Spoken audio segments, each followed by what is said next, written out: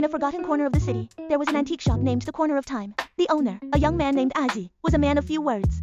He seemed to know everything about every antique he sold, yet he knew nothing about himself. He had lost all memory from before the age of 7. His life was as calm as still water until one day he accidentally discovered a dusty old pocket watch. The watch had stopped, but strangely, when you held it and silently thought of something you had lost, the second hand would begin to tick backward, making a tick-tock sound. The louder the sound, the closer you were to the lost item. A-Zhe's first experiment was with a fountain pen he'd lost the previous week. He held the watch, thought of the pen, and the watch's tick-tock guided him to open a long-forgotten drawer, where the pen lay quietly inside. This event was like a stone tossed into the still water of his heart, causing a ripple. He began to use the watch to help customers who came into the shop find their lost possessions. An elderly woman retrieved the first hairpin her late husband had given her, which she had left on a park bench. A disheartened office worker found the USB drive containing the only backup of his project in a locker at the subway station. A little girl found her birthday present. A charmingly ugly stuffed doll, she thought. A thief had stolen in her cat's secret hideout. A-Zhe became a secret finder of lost things in the city. He enjoyed the satisfaction that came with helping others, yet a deeper void existed in his heart.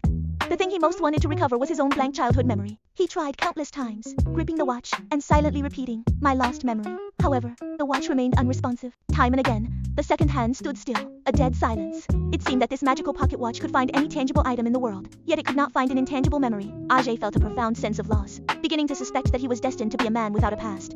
One rainy night, a little boy rushed into the shop, crying that he had lost the only memento his mother had left him, an old keychain. A-Zhe looked at the boy's tear-reddened eyes and took out the watch. He held the boy's hand and asked him to silently think of the keychain. This time, the watch emitted a tick-tock that was louder and more deafening than ever before. The sound didn't point in any direction. It came from the source itself, from inside the watch. A-Zhe froze as the boy watched in surprise. He opened the watch's back cover with trembling hands. Inside the cover, there were no complex gears, only a small recess.